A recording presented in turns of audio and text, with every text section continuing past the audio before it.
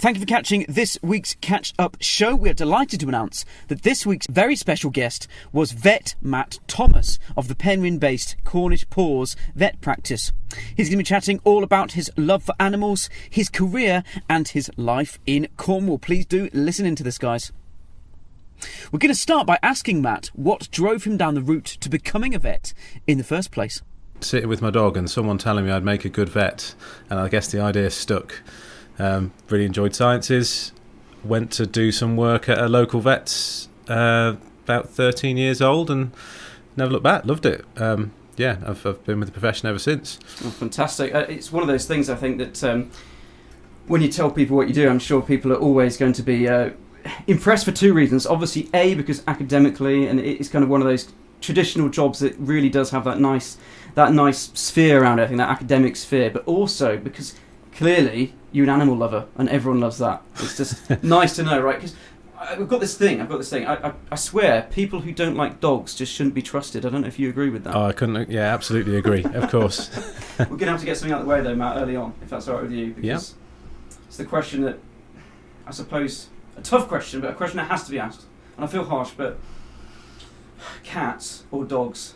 That's the question. Are you going to lay this to rest? Oh, I definitely couldn't choose. They're such different animals. I've got 3 cats and 4 dogs now, actually. So I suppose dogs have just taken over. Although the most recent addition is smaller than all of the cats, so I'm not sure that counts. But yeah, they're very, very different. I think the expression of dogs have owners and cats have staff, and I think that's very true. Yeah, I've heard that. We've actually got a few, don't have a cat ourselves, but we've got a few cats who like to visit our garden, which is nice to see. You kind of look out, you just see them all lounging around. I quite like to be known as a kind of man who just actively allows the cats to just visit and just lounge around. It's quite nice. So yeah, I'm basically their housekeeper, as you said, staff probably. Yeah, you're just looking after their toilet garden. Exactly. Yeah, exactly. Quite happy to do that because they are fantastic. I really don't mind. Got a border collie at home though, who's completely mad, called Sparky. Completely mad, but just lovely. Just love him. They are probably my favourite breed of dog, border collies. Yeah. I'm a bit of a collie man. See from your picture, actually, I can see the collie here looking at absolutely fantastic, lovely. That's Timber. He came to me on my first day working as a qualified vet in Newquay. Right. Came in to be put to sleep, sadly, actually. He'd bitten a child a couple of times, but he'd also been... Sorry to hear that. Well, he'd been left to play with a child unsupervised, I think, for fairly long periods of time, and collies definitely aren't best for that, as you probably know. But yeah, sure. He's a fantastic dog. He has his quirks, for sure, and he's probably not for everyone. Yes. But he's certainly got me into dog behaviour and animal behaviour in a big way, and he's taught me a lot. And he's still getting on. He's a bit of an older boy now, but he potters along quite happily. I think it's good that you've actually mentioned that, because I think one thing which maybe we could just touch on briefly, obviously won't go into too much here because it's probably a bit too similar to your kind of day job. I don't want to bring that back to you. You've come in here nicely to talk to us, which is very good of you. But really just things that people should know about having animals, because I think one of these kind of recurring things obviously is, everyone must be familiar with the tagline, dogs for life, not just for Christmas. But more importantly, I think people who do end up getting animals like dogs really should know what they're getting into and be prepared, shouldn't they, to take care of them properly and take care of things and I think that's often is a big problem, and just really simple things like you can't just go to work for 8-9 hours and leave a dog at home all the time and expect them to be okay with that. They obviously have problems. They're going to toilet in the house, they're going to destroy things, and they're going to probably not be well socialised on the back of it. And other silly things, the concept of they do still tend to want to walk even if it's raining or a bit cold outside. And it's probably a little bit strange down here in Cornwall in that collies are a very common dog to have as a family pet, and they're, as much as I'd love them and I have them as a family pet as you do, you would probably also agree they're not the best breed as a family pet, certainly not for a lot of people. Yeah, sure. They're working breed. They're designed to run around the Welsh mountains all day long, and they don't tend to be content with a quick 20-minute walk a day, and they need a lot more than that. Yeah, which is great if you're prepared to. But yeah, and I think that sadly is often forgotten, and we do see problems as a result. But also, I think what's also misunderstood is all those problems can usually be rectified as well, and it's really rewarding to be involved with that and see a dog go from having problems back to a happy dog. and that's why I love my job. I suppose that's the nice bit about it. Yeah, because I think dogs, in particular dogs. I don't know. I mean, this might change for me if I actually were to have a cat myself. But dogs really do, to me, they've always felt like family members because we've always had dogs in the family, and I just think of them like people, basically. I can't really imagine life without them. They're just part of the family. It's not a dog. In my mind, it's almost just the same as a person. Yeah, and I completely agree. And our dogs are very much family members as well. But yeah, I think you probably would change your mind if you had a cat. Cat is, in a different way, also part of the family. I mean, every night I get home from work, have a tea, put the boy to bed, finally get to sit on that armchair, and my little cat's straight there jumping on within seconds, as he is as soon as get into bed and he's back on your feet. And it might not sound like much, but if he wasn't there, the day comes when he's not with us, that would be a huge hole, and one that would stick with me a long time, I'm sure. I bet people absolutely love it when you go around to their house, Matt, because do you ever get people, this kind of classic joke that people think about doctors, when they might pop round to your house and you say, oh, actually, I'm not feeling too well, I've got a bit of a headache. Do you mind? Do you get that with animals, when if you pop round to someone's house, they say, oh, old Timmy's not feeling too well, could you have a look? Yeah, I guess I do. There's always a question. No, I don't mind at all. Actually, I quite like it. I guess the only annoyance is with family or parents, purely because they then will tell me why I'm wrong, in my opinion. Yeah, your professional opinion. No, sorry. Yeah, no, count. They won't. They don't remember the fact that I've been doing it a long time. I think they still imagine I'm a 12-year-old boy that doesn't know what I'm talking about. Yeah. But that's parents for you, isn't it?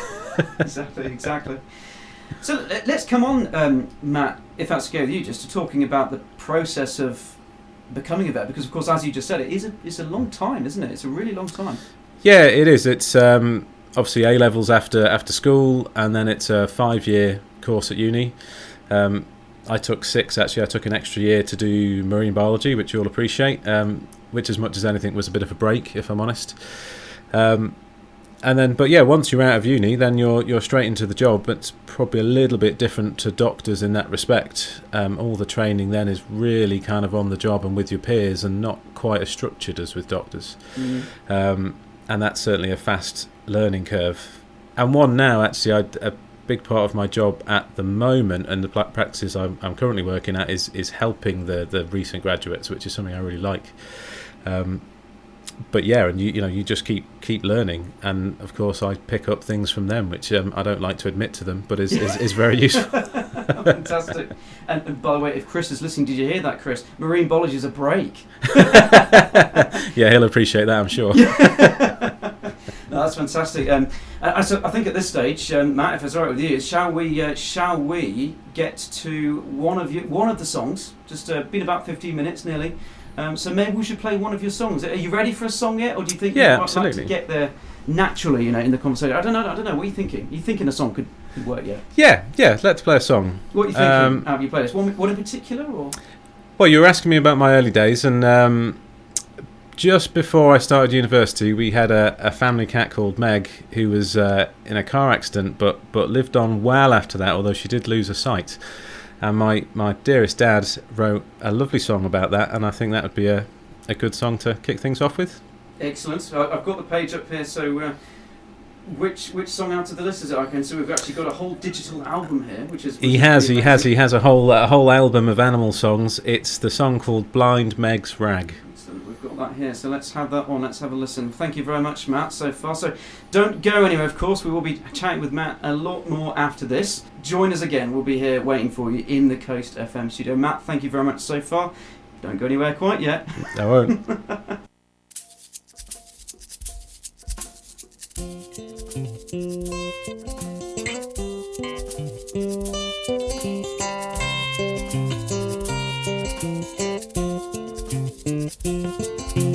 When old blind Meg goes out strolling, dainty feet and belly rolling, she can tell you just where she has been. Though her eyes are a sightless grey, his nose and whiskers show the way. Blind Meg's world does not need to be seen. She never knows just who she will meet. It might be a mouse or a parakeet, rhinoceros or bumblebees.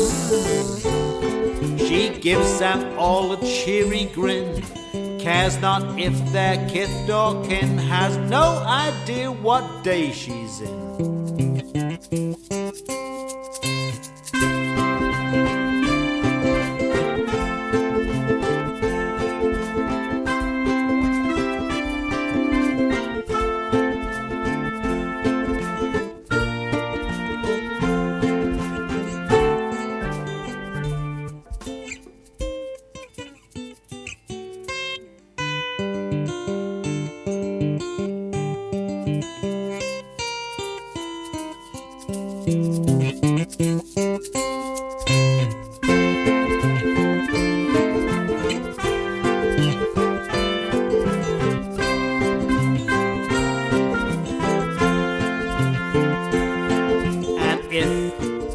Blind Meg takes a fall, well, she just gets up again, that's all.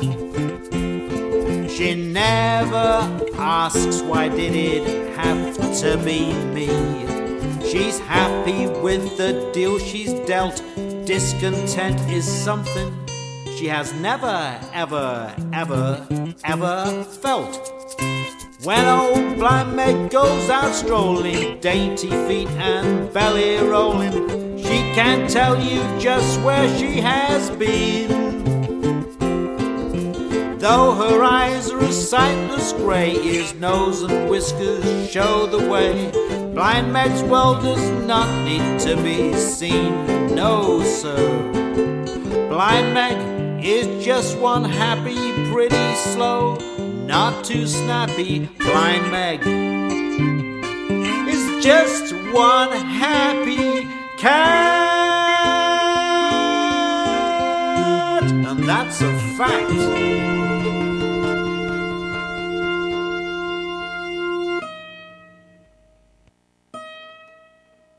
Hi Meg, you want to stay out just a little bit longer? Okay.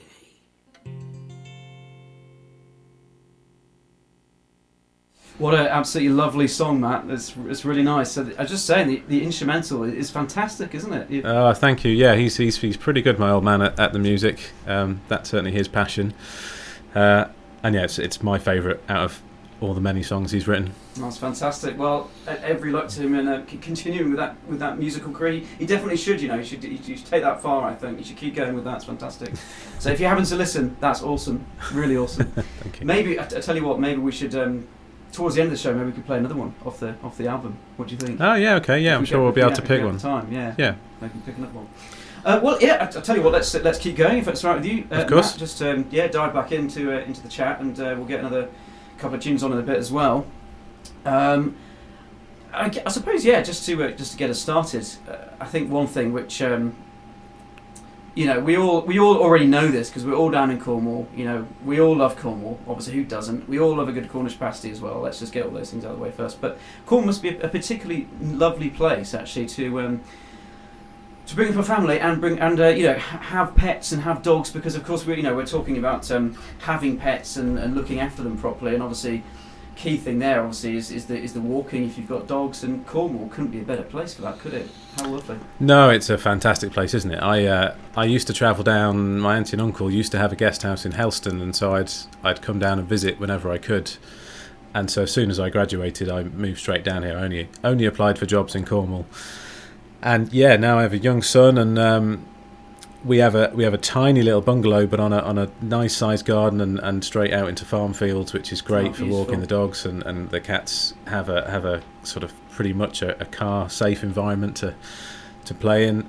And yeah, that's definitely how I want to bring up my family. And my son Morgan spends far more time outside than in front of a screen, and that's definitely how we want to keep it. Oh, congratulations! I mean, it sounds like a absolutely amazing life you built up, and fantastic, yeah. And I just think it's it's just that point we made earlier, just to go out to people today again, that if if it does sound like a dog or a cat might be really welcome in their household, then of course that's absolutely fantastic news. But just make sure you do consider that carefully, as we were saying before. Yeah, of course, and I think there's always a way of making that happen in any home environment, but it's certainly all things that need to be thought about. And cats aren't born with any kind of road awareness on the whole, and that's certainly sadly can be a big part of my job, and that'd be nice to avoid that where possible. Sure.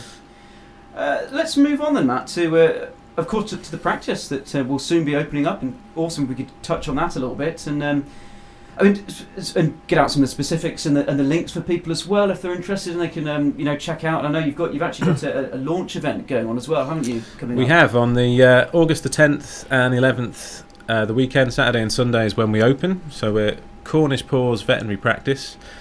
You can find us online. We've got a Facebook page which we try and keep updated, and a website as well. And trying to show the renovation of the practice as we're getting through it. There's still a lot to do, but an awful lot that we've got done as well.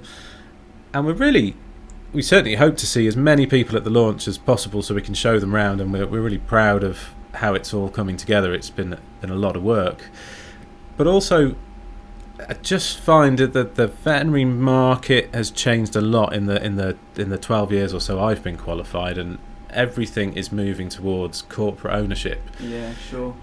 Sadly, in my opinion, maybe not in everyone's opinion, but when I started, all the vets were independent, and you knew who you were working for and who made the decisions, and that's changed. And in our little world, at least, I'd like to bring that back and have a family-run local business that we can really run in the way we want to do it. And it's a bit corny, but essentially old-fashioned values with modern medicine is really what I'm trying to achieve. That's fantastic. And I suppose just the obvious fact that people know that you yourself clearly love animals, you have animals in your family, you look after them fantastically, and they'll see that and they know that. So I suppose that really micro-local aspect of the company would be really comforting for people to know, I think. Yeah, well, I hope so. And certainly, our aim will be to treat every animal like it's our own. Again, that's the point really, and make sure that it's everyone working in the practice is of that same mindset. And it's not quite like that across our whole profession. I think most people go into being a vet for a love of animals, but not everyone. And sometimes it is more of an academic challenge, and they can be incredibly clever, talented vets. But I think if you miss that compassion, then you miss a big part of the job, and I think that's so important in what I do, and offering a range of options. And this is a big thing I teach our recent graduates, is they might always know the very best way of treating something, and that might involve referral to a specialist, an MRI scan, a CT scan, and £15,000 worth of surgery, and that's fantastic if we have the finances there, but it's just not the real world. And there's always several ways of trying to manage a problem so that it fits the owners and the animal, and that's what's so important. That's certainly what I'm passionate about, and trying to make sure that service is still available for people. Fantastic. And you know what, I'm going to have to tell you at this point, actually, I have actually just got a recent addition to the animals, because I've actually picked up a crested gecko called Zeus. Fantastic. He's just the coolest. One of my friends actually really got me into reptiles, because he's always been an absolute lover of reptiles. He keeps chameleons and all this kind of thing. And he was actually on a previous show, Jared, but he was he was always been really into this. And at first I thought, that's quite cool. Actually, you know what? That's really cool. And eventually I just got it into my head. I just needed to get a crested gecko. They've got the greatest faces. Just that big smile, the classic big smile that they always have. Oh yeah, they're really handsome, aren't they? And similar. At the back end of last year, we got a veiled chameleon. Oh, fantastic! Veiled chameleon called Lofty. Oh wow! And again, the same thing. We fell in love with those rotating eyes and that long tongue. And again, a very different kind of pet, but rewarding in their own way, as I'm sure you'll agree. Yeah, absolutely. It must be. I suppose it's you're obviously well used to this, but to the layperson, I think one of the most surprising things, or I suppose one of the most obvious things for people to think about when they imagine your job is just how difficult it is because of the variety. Because obviously, 1 minute you might have a dog, and then you've got something with completely different biology, let alone physiology and all this kind of thing. It must be quite a strange thing for people to imagine who aren't in that profession. Yeah, I guess, and but that also keeps the job interesting, of course. Yeah, sure. I mean, the lion's share of my job now, I just do small animals, is cats and dogs, and then rabbits sort of shortly after that. The more then exotic animals and reptiles and birds are fairly infrequent. You don't see them as often, and they are, like you say, very different biology. But we've got, these days we've got lots of specialists to call on, and of course we don't always have to. There can be this attitude that we just have to send everything to a specialist, and I think that's a bit of a shame. I think specialists often, first line is to talk to them, get some advice. I've got a few friends actually who do specialise in exotics, and so with the fantastic age now of WhatsApp and everything else, it's pretty easy to fire a question and a photo and get some expert advice back very quickly. And a lot of the conditions still, repeat. So to have an unusual animal with an unusual condition is always going to be a challenge, but that doesn't come around very often. So an unusual animal with a common condition is often still something we've seen before and can cope with. Sounds a bit like day-to-day science, actually, when it's just really quite collaborative. So if you did come across something that wasn't in your particular skill set that you're used to in that day, obviously the first thing you do is just go and find someone who that is their normal kind of day-to-day stuff. Phone a friend. Yeah, exactly. Yeah, I just think it's really interesting for people to have this kind of insight. Because of course, people will probably see vets on the TV and stuff all the time, and I'm sure I'm definitely one of those people who sat there thinking, I wonder what it's actually like, because you see in the TV as always, quite dramatic things going on all the time. But as you said, a lot of it just sounds, day to day will be fairly simple in terms that you'll just be seeing the same things repeating themselves a lot of the time, but obviously you always have to be prepared for something different. And that's what keeps it interesting. Just as you think, see something on the list, you think it's going to be another coughing dog or whatever it might be, and then it comes through and it's completely different, and that's definitely what kind of keeps me interested. And I've certainly seen some fairly weird and wonderful things over the years, which is great, and that's what I love about the job. Again, just as you think, if you even consider the fact you're getting bored, you'll get caught sideways by something. Yes. And that definitely keeps us interested. Trying to think, if there's any classic TV misconceptions that we should shut down. Just trying to think. I'm having to think. I'm sure there are a few, about vets and about the day-to-day work of vets. I'm going to have a think, because there will be some. Maybe we should get some any audience questions in or something like this, and we'll maybe address them. Yeah, I'm sure there are. One thing I get asked a lot is people assume I get bitten all the time. That's a common one, which fortunately isn't true. Yeah, that would make the job somewhat less enjoyable, I'd imagine, if it was just day-to-day biting left, right and centre. Yeah, that would be no fun at all, would it? No fun at all. But no, and I guess people always say the animal can't talk to you, which I suppose they can't really, but if it is a bit of knowing how to listen. Yes. And it's amazing what animals can tell us if you know how to listen and watch their body language. And fortunately that tends to stop us getting bitten too often as well. Sure. Observing an animal's patience and tolerance is a important thing for us to learn fairly early on in our careers, I think. Sure. Probably something super helpful for current pet owners to perhaps be a bit more aware of as well, because I know a lot of the time, for instance, if you're kind of out walking and you'll see you might see for example a dog and he's being petted by some children or something, and you think, it doesn't really look like he's enjoying that very much. I think people should be aware of there clearly are warning signs. I guess an animal isn't just going to bite out the blue. You probably can see. Yeah, there's a what's called a ladder of aggression, but they change their body position, might vocalise, might show their teeth, might do a warning snap and then bite.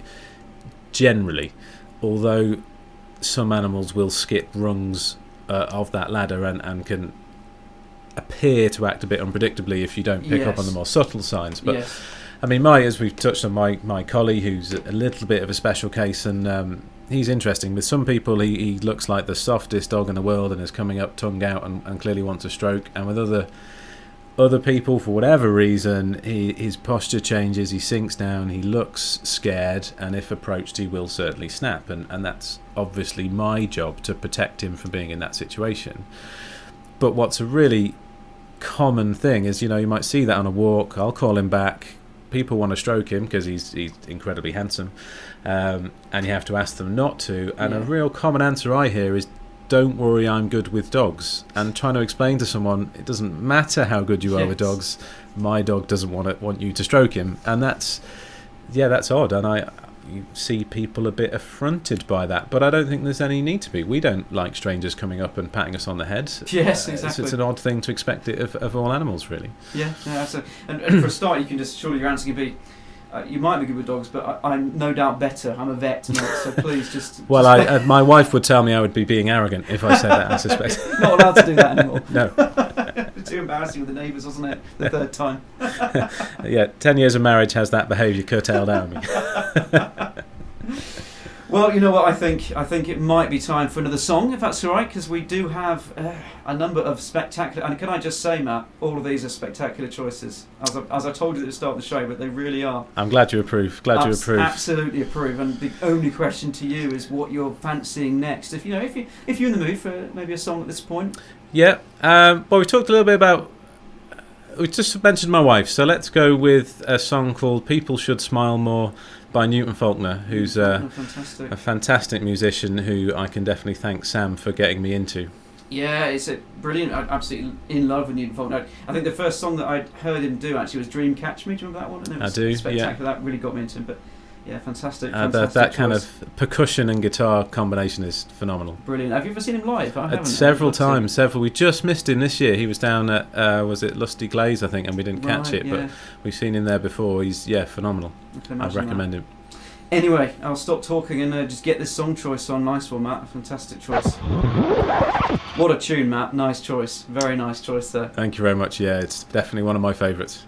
Well, I tell you what, I'm looking forward to... towards the end of this playlist, as we were just saying, actually, it does get quite heavy on the old guitar, doesn't it? So it's we like a good guitarist. I've heard you saying, Matt. I don't know if I'm going to embarrass you now by mentioning it on air, but I've heard you were a guitarist as well. You were saying, weren't you? Oh, a very, very bad guitarist. I don't believe that. I spent more time playing the drums. Actually, I used to be a drummer in a band many years ago that I could vaguely play. Guitar was strictly for behind closed doors only.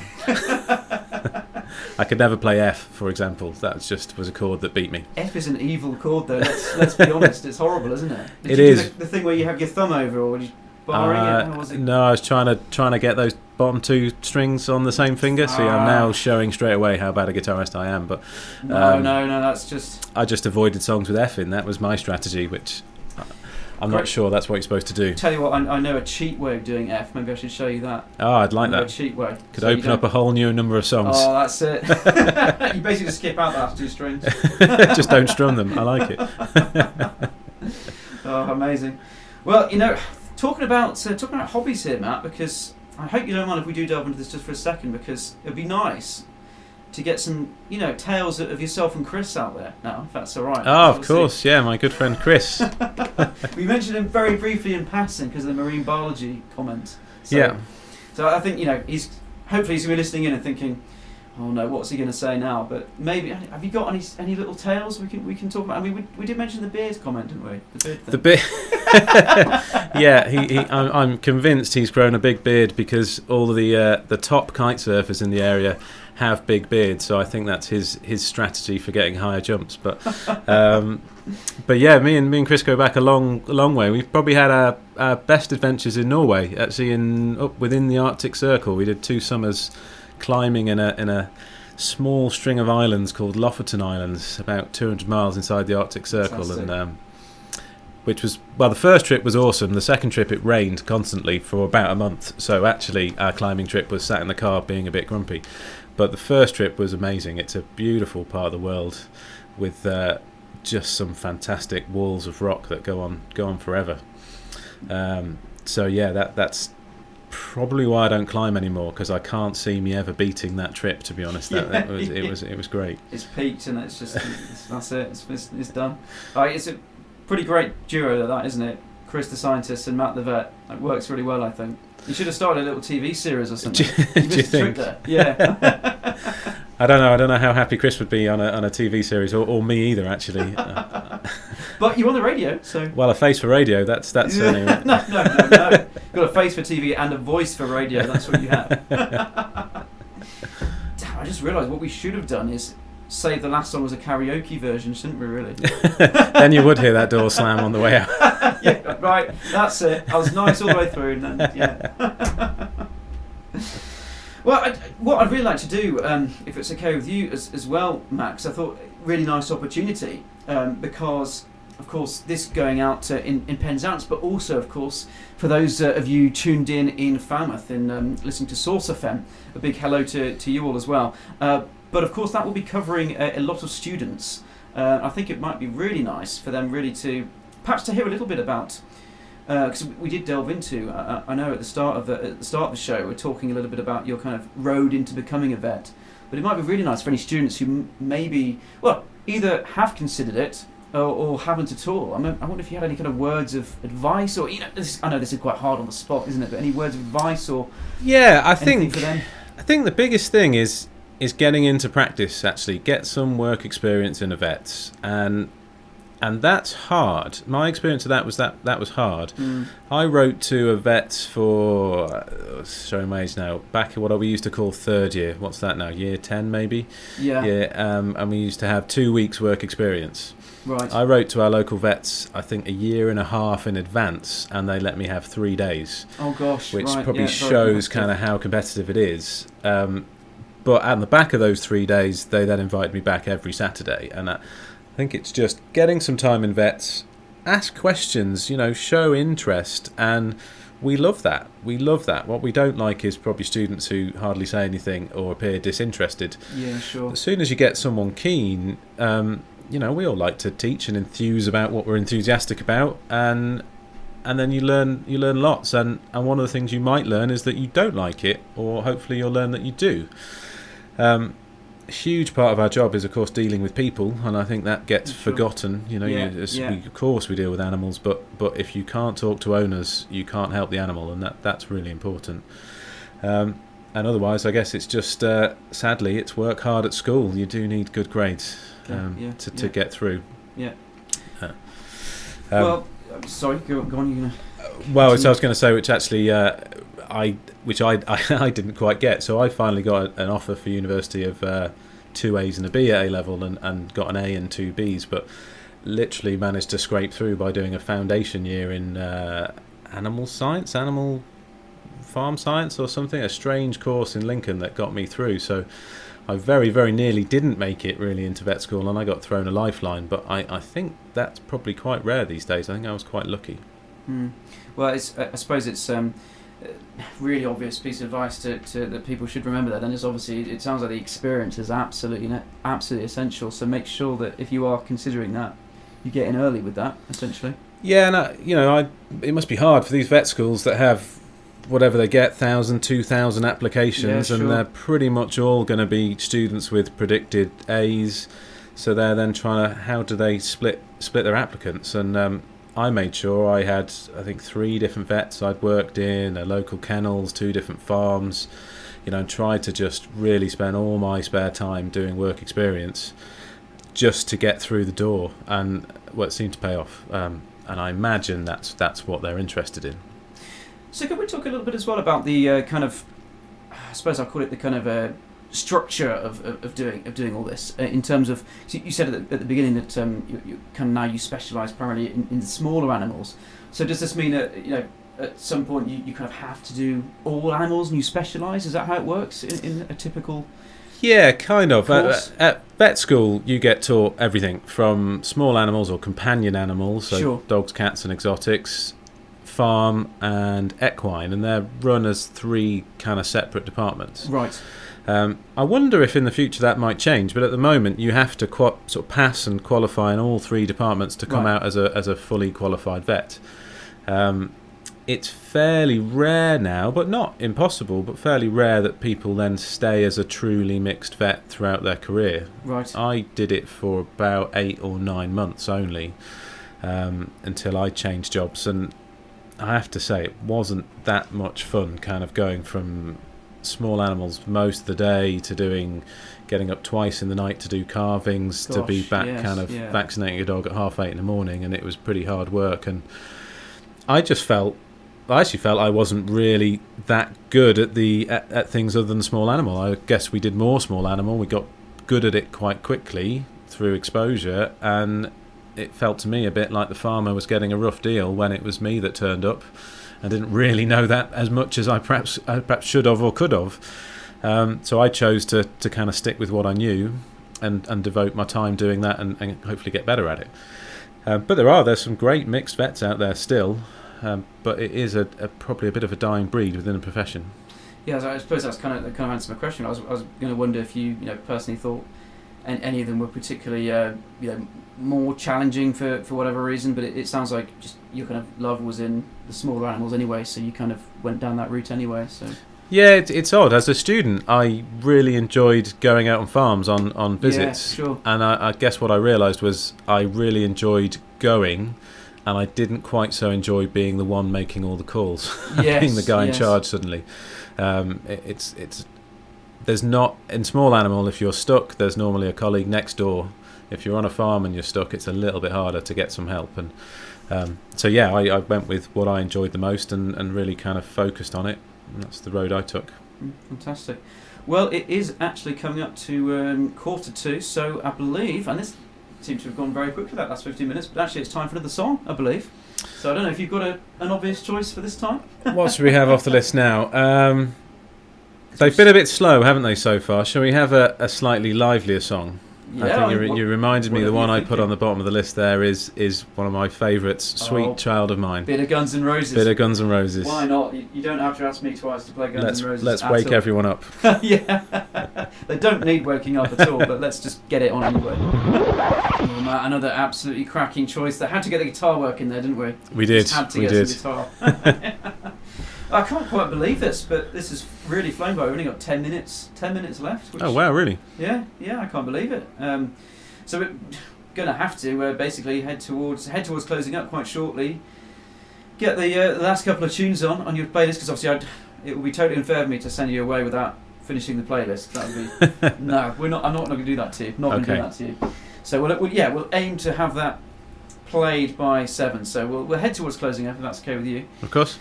I'd just really like to revisit just a couple of things towards the end.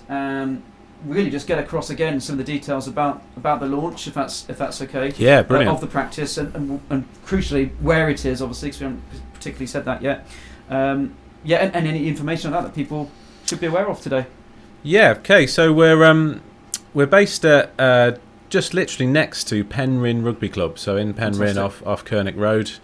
If anyone doesn't know where that is, it's down the road in between Asda and B&Q. Keep on going.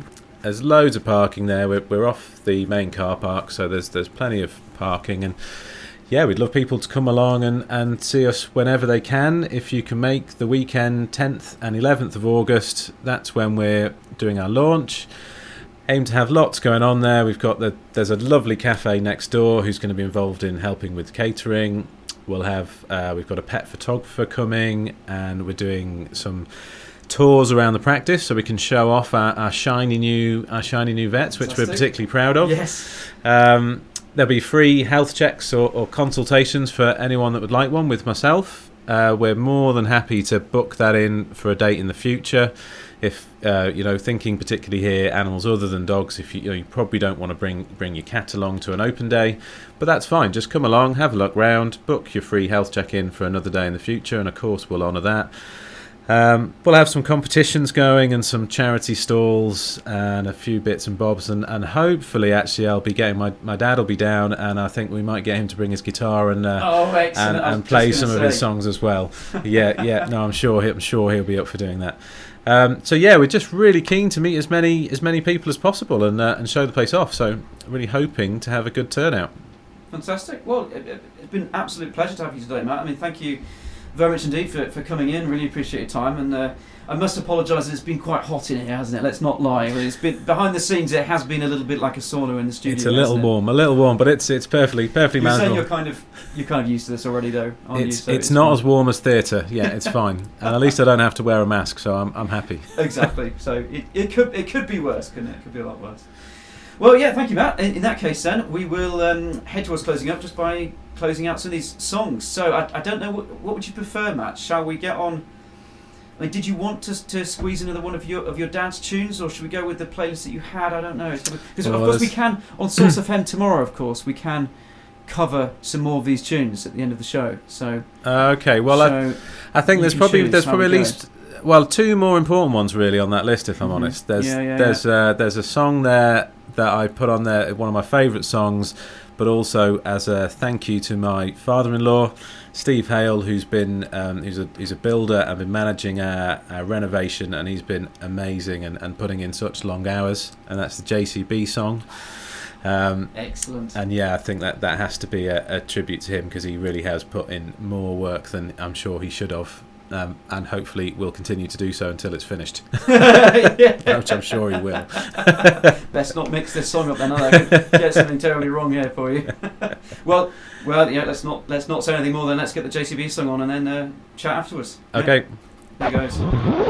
Another storming choice from you, Matt. Lovely song, lovely song. We're gonna, you know what? We're really gonna miss you, because you've supplied the playlist with such beauty and elegance tonight. I mean, probably quite different to what people are used to when I'm left in charge. So, thank you very much. I gave it a little thought.